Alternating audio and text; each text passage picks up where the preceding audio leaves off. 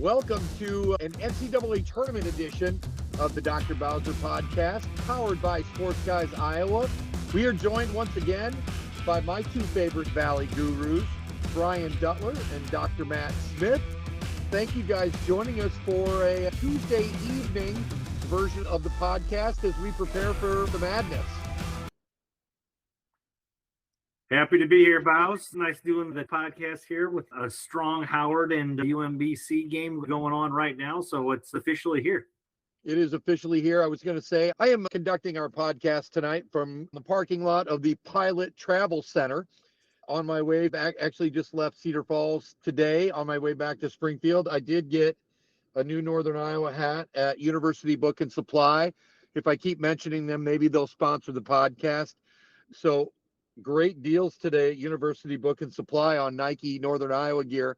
And as I pulled over, we were at the Under 8 Media and the Howard UMBC game, and it was a 5-point game. So you're 100% right.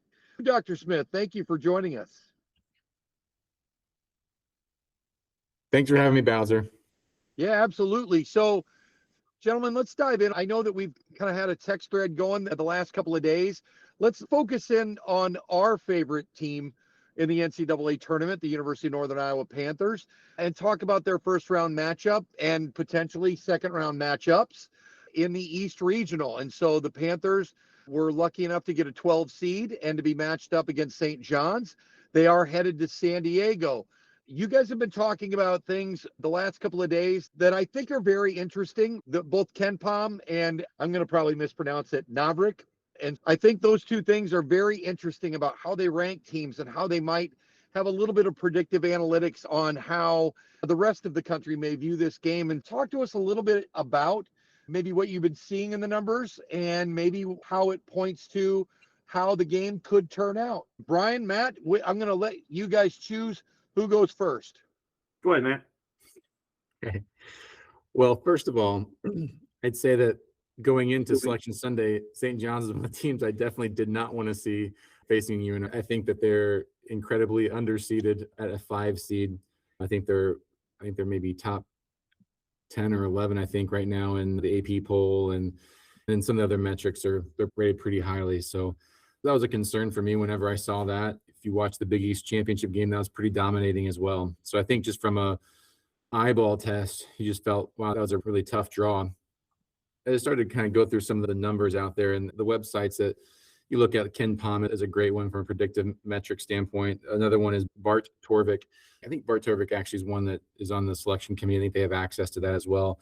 But one of the things that I thought was interesting is that if you look at just their field goal percentage at St. John's in particular, and their 6 losses, they shot less than 33% in 4 of those 6 losses. They shot 35% in the other 2.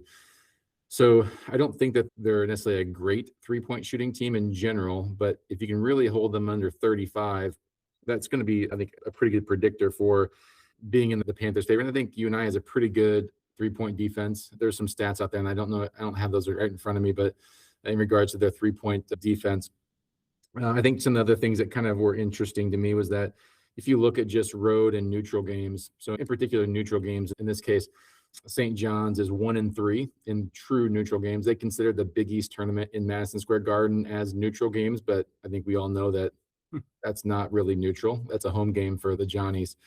And so 1-3 in true neutral site games. They're 3-3 in games where they're held to less than 72 points, right? So I think that's something I think that UNI is going to have to do the best they can. In those 6 games where they were held under 72 points, they shot 22.3% on average from the 3-point line. That's a pretty key number. Their field goal percentage in those games were also 31.8%. So those are some big numbers I think that we can kind of focus on. Hopefully, as a UNI fan, you're hoping that their defense is good enough to be able to slow down and make them shoot shots. And if they're not shooting shots very well, you have a chance to stay in the game. So those are some initial stats I found, and we can kind of talk more about other things as in regards to how things have gone the last month of the season later. But Brian, you can go ahead and kind of hop in here. Yeah, absolutely. A couple podcasts ago, we were talking about potential, whether it's going to be a 12 seed or 13 seed. I think there wasn't a heck of a lot of carnage that happened in the late conference tournaments. And you start taking a look at the other 5-12 matchups and teams that we could have probably drawn other than St. John's, you're looking at Wisconsin at High Point, you're looking at Texas Tech and Akron, and then you're also looking at that Vandy McNeese. So we were barking up the right tree with the kind of teams that we were going to see. Didn't really talk much about the St. John's side of things because I think we all had a pretty good idea that when you win the conference by a game in the Big East, and we can talk about whether it's been a good Big East or a bad Big East or a mid-level Big East, you still win the conference with UConn in it by one game, and then you find out the results on Saturday. And I didn't even think that they would even be anything below a 4, right? Let alone coming into that 5. So some initial thoughts. They've got one guy that is averaging over 30 minutes a game with Ejiofor, real strong big, 16.3 points, 7.1 rebounds a game. Got another kid, the Hopkins kid, he's right at 29 minutes, and Dylan Mitchell as well. He's right at 27. But those are the 3 guys that are really kind of powering what St. John's has to offer.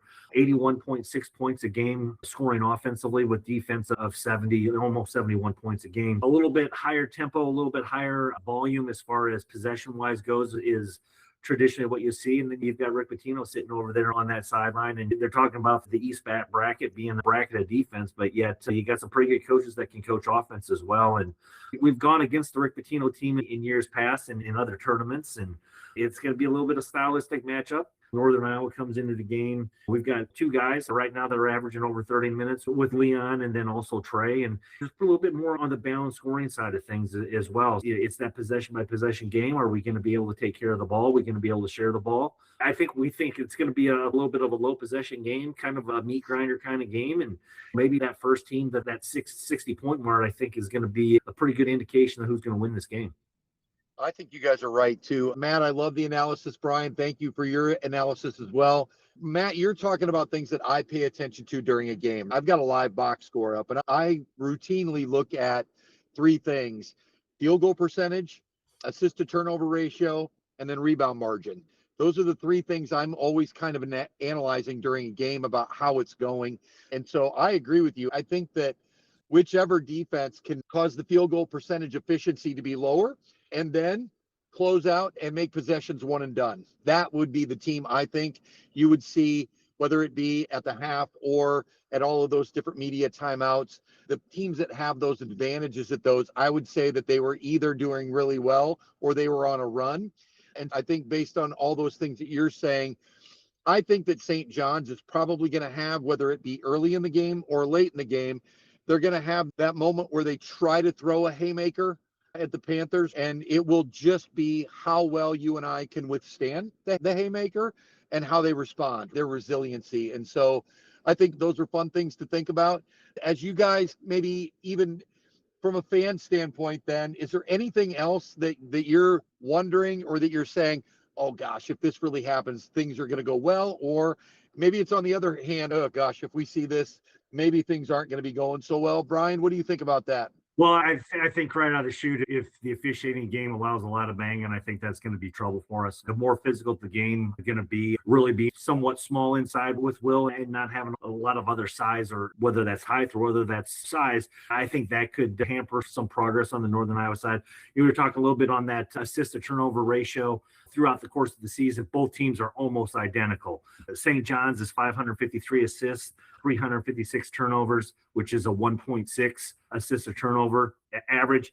Northern Iowa's coming in the game with 526 assists and 326 turnovers, which if you pull your calculator out, that also is 1.6.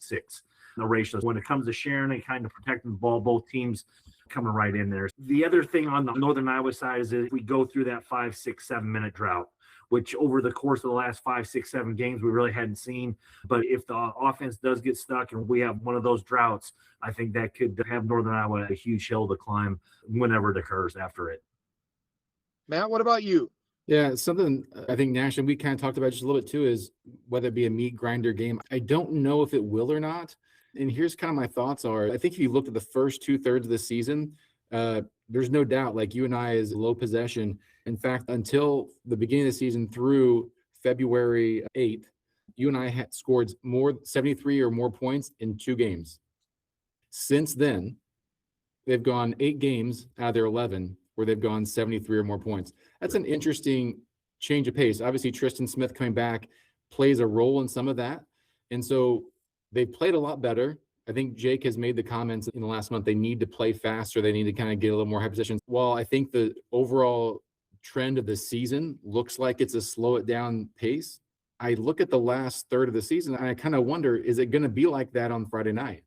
And that's an interesting thing to kind of look at. The last several games, going back to the Murray State game, they scored 89 points, Belmont 86, 86 against Drake, 81 against Indiana State. They had the 2 home games where they dropped. They were at 57 and 69. And then but then they were up 75 points against Drake at Drake.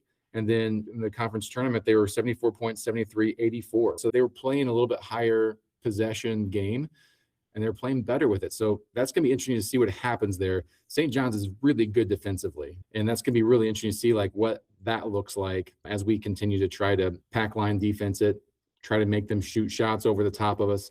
And if they're not hitting road neutral games, it's kind of hard to get a rhythm sometimes. It'll be interesting to see if that plays out. I would also say you guys have all attended NCAA tournament games. If the lower seeded team is playing well and they are maybe one and done and they're hitting shots, in general, the arena, the energy kind of swings toward the lower seeded team. And I think the longer Northern Iowa can stay in the game with St. John's, definitely they're going to have the backing of the crowd. I anticipate that KU will send a lot of folks, and I think they would rather see Northern Iowa in the second round than St. John's. Maybe one thing that we could talk about, the other game in that pod, right? The KU game.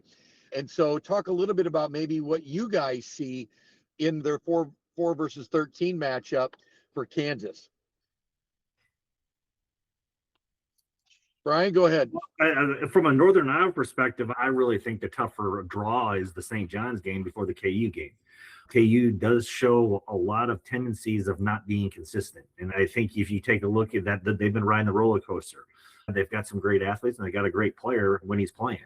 But is he going to play? How intense is he going to be when he's out there? Cal Baptist, I think, happy to be there. They got through on the championship on an interesting way to end a game. And they're again with first time in their lives playing against Kansas. I really don't necessarily look for Cal Baptist to be much of an issue for Kansas. But then again, we've also seen Kansas playing NCAA tournaments. You get a little bit tight, the rims get a little bit tight, and then they'll go on their 6, 7, 8 minute run of not scoring a point, and then it keeps that lower seed hanging around a little bit longer than they normally traditionally like to have. From a Northern Iowa perspective, I think the first game we play could be more challenging as far as on the defensive side than the second game. Matt? One of the things that I think you're right, Bowser, that usually the underdog, especially in the second half, if things start to get pretty tight or if the underdog is taking the lead and extending it, the crowd does usually get behind it. This will be interesting to see. Will Kansas fans get behind the Panthers if they are in a tight one with St. John's? And knowing what they've gone up against in the past, I think that they probably would. And I think that usually at those sites, Arizona is probably bought a lot of all session passes just to kind of get their tickets in. That's typically what happens, that the teams that are in the top 10 or 15 or 20 of the country, they think I'm going to go to this place because it's going to be a geographical advantage. And so they kind of buy those before they get them through the schools because those are more readily available. It'll be interesting to see what Kansas, I haven't watched a ton of them this year. Obviously the Peterson situation's kind of been an interesting saga to say the least. But if we go to my favorite thing is sorting data on Bart Torvik as of the last couple hours. I was looking at Kansas, and again, going back to the February 6th date here of Tristan Smith, if you look at road neutral games, Kansas has a Bart Torvik rating of 77, and the Panthers are at 28. So that's a big separation there. So I like that. If you and I can get to that point, man, that'd be such a fun matchup. And it'd be interesting to see what happens with the Kansas game. It'd be pretty cool. Cal Baptist has been a good game too. Did you see the end of that Cal Baptist game against Utah Valley? Against Utah Valley with the missed dunk at the buzzer. Man, what an incredible way to go. And this is no relation, I don't think, but I think Cal Baptist's leading scorer's last name is Bowser. So we all know this. If there's any relation, we know that he's never met a shot that he doesn't like. Correct. And so that guy will just probably be shooting as soon as he steps off the bus. So I'm going to be cheering hard for Mr. Bowser. One of the other things that I really like, though, let's talk about this really quick. I've sent you guys a couple of videos. All these pundits, right? All these folks, when they're picking their brackets, almost all of them have St. John's to the Sweet 16, and they're not even thinking about it. And that's one of the things that I think I want every St. John's coach and player to hear all week long. You guys are going to breeze through this, man. You'll be in the Sweet 16 in a week. And we all know that it shouldn't impact somebody's ability to prepare and compete, but we all know that it does. And what I hope I hear Coach Pitino's team here all week long is no worries all weekend long, buddy. You guys are going to be all right, because we know that the Panthers are going to come in and play with a purpose. They're going to play with some passion. They are tough, and they are tough mentally. And we all know that they're going to show up and be ready to play, have a great game plan. And so I hope Rick Pitino's squad hears all week long about how star-spangled awesome they are, and about how that little team from the Midwest is not going to pose a threat to them at all. That'd be nice. I'd take that. We would take that. Hey, let's shift gears. We have all three Regents universities in the state of Iowa are represented in the NCAA tournament. And so maybe let's shift gears to that team from Ames, which has phenomenal Northern Iowa representation on their coaching staff. And so let's talk a little bit about the Cyclones. They draw the 2 seed. They get a chance to play in St. Louis against Tennessee State. And in theory, depending on who you pick in the 7-10 game, could have a date with Kentucky in the second round. So what are you guys seeing in terms of the numbers, in terms of Iowa State and their draw? Yeah, I think we all know how that offense is stirred, right? You got Momcilovic with almost at a 50, well, right at 50% as far as 3-pointers go. You got Joshua Jefferson coming in, being able to provide almost 17 points a game there and almost 7.5 rebounds a game. And then you throw it back to Cameron Lindsay. That is the straw that makes it go, right? And he's 13-3 and 4 rebounds a game as well. And Tennessee State winning the Ohio Valley, which is a good accomplishment for them since they have not done that in quite some time.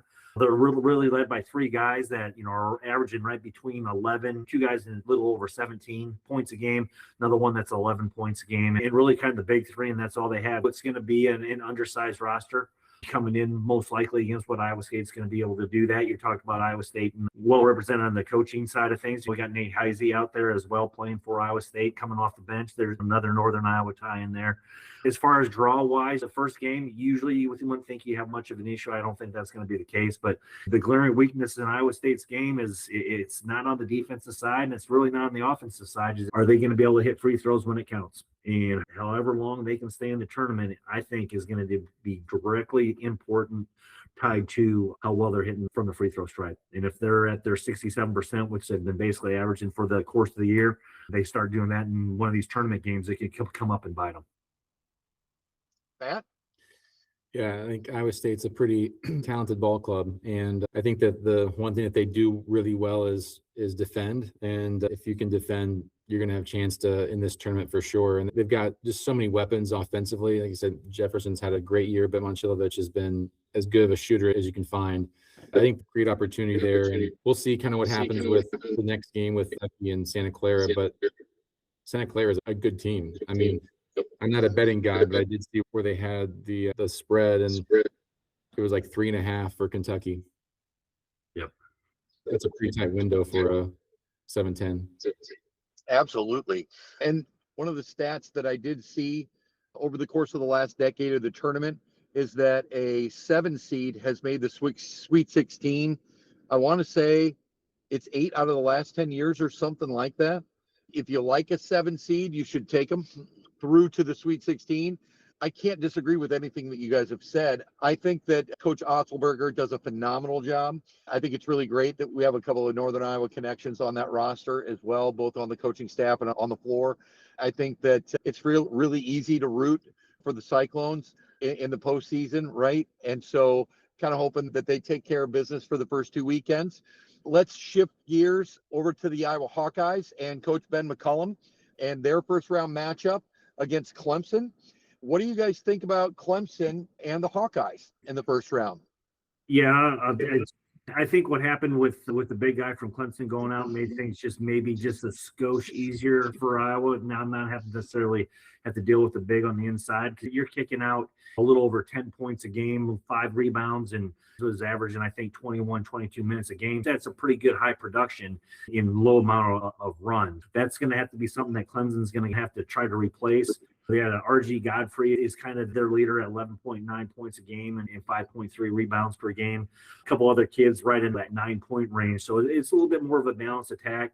Iowa is Bennett Sturts. What kind of a leader is he going to be? It would be in that 20-point is if you're going to have to rely on him to score 20 to 30 points in an NCAA tournament game, it's going to be a challenge to make sure if they're going to win the game. You're going to have to rely on some of your other pieces, whether it's Tavion Banks, whether it's Koch, Isaiah Howard, whatever it's going to be. Guards are what make this tournament. And Bennett Sturts is more than capable of being able to be that guard, to be that lead guard. But you need somebody to play off that alpha dog. And that's been the question for Iowa all season long.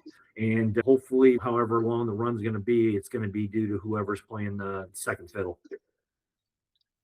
Matt, what do you think? Yeah, I think that they're coming into the NCAA tournament. They've lost, 3 of their last 4 ball games. They've played some pretty tough games down the stretch. They're still pretty tested for the NCAA tournament, but it all kind of begins and ends with Sturts and what he can do. You've got a guy that's averaging north of 35 minutes a game. You rely on him pretty heavily. They've got some guys that kind of spread the minutes out a little bit more throughout the rest, but he's kind of the guy that makes them go. So if they're able to keep him in check, that's going to be really tough for Iowa, but we haven't seen too many teams do that this year. I agree. I want to talk a little bit about my cousin, Debbie. Her son, Zach, actually played for Coach McCollum at Northwest Missouri State, has a national championship, was on his staff at Northwest Missouri with another national championship as well. And so they speak volumes of Coach McCollum and the way that he is both on the court and off the court. And I have a former colleague from Indian Hills Community College, also Josh Stash, that's on the staff as assistant coach. And I would say this, I'm rooting for the Hawkeyes to beat Clemson, and I think they can. That second game, though, against Florida could be really tough. Florida lines up with all the athletes that you can imagine that you could want, and Coach Golden does a phenomenal job, reigning national champions. And so making the assumption that the Hawkeyes get by the Tigers in the first round, what do you guys kind of expect to see as the Hawkeyes take on the Florida Gators in the second round? I'll make this short and sweet. I don't expect a heck of a lot. Florida, while they got beaten in the SEC tournament, going into the tournament, they've been operating at a pretty high clip. Very talented offensively, great on the defensive side of the floor, very athletic. I think they can neutralize a one-person band, and McCollum will have a great game plan going into it.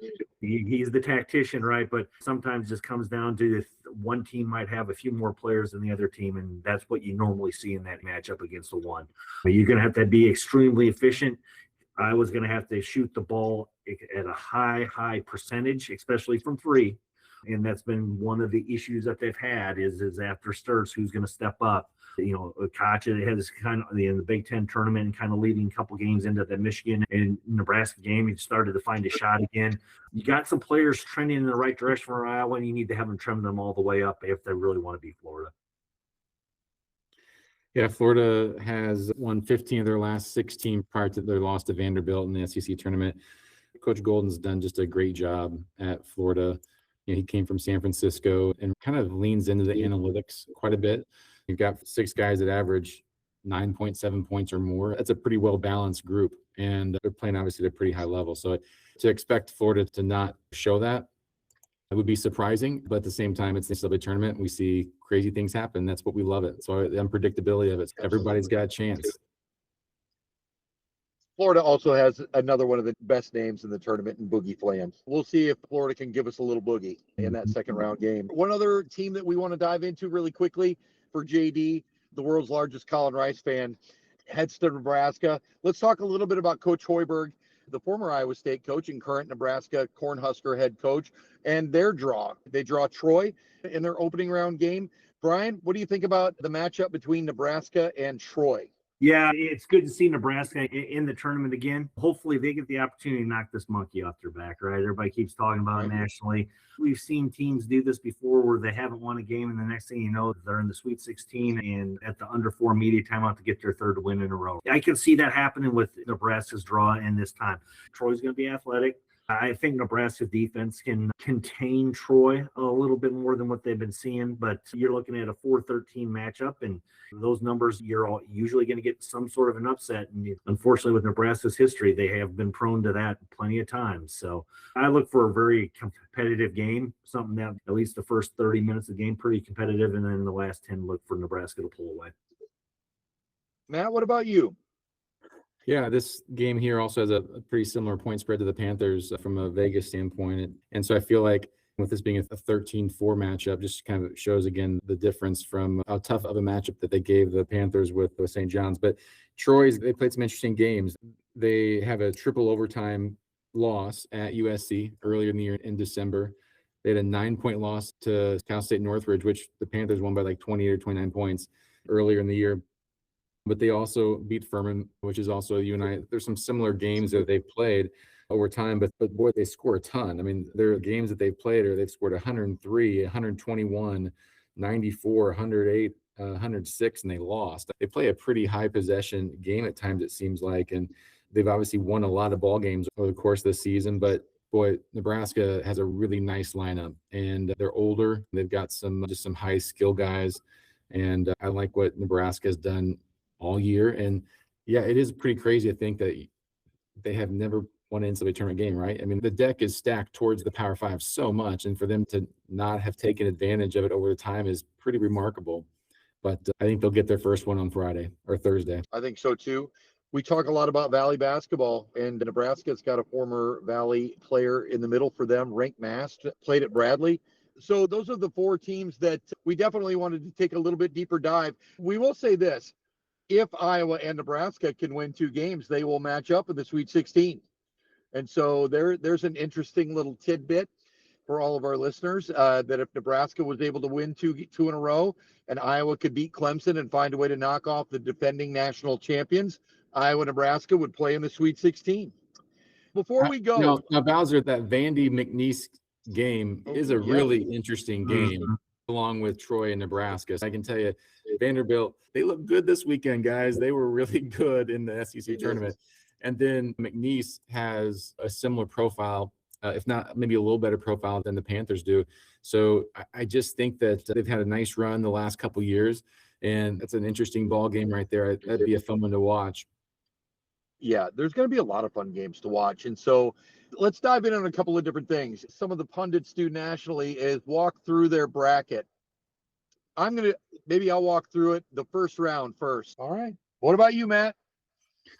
Guys, I don't fill out a bracket. I like to just watch the games. And especially when the Panthers are in it, I have a really hard time picking against them. And I have a lot of heart that I watch. So for me, it's really hard to pick a bracket. I've done in the past. I haven't really done it this year, to be honest, just kind of focusing on you and I. I'll throw you maybe a different question off of this. Yeah.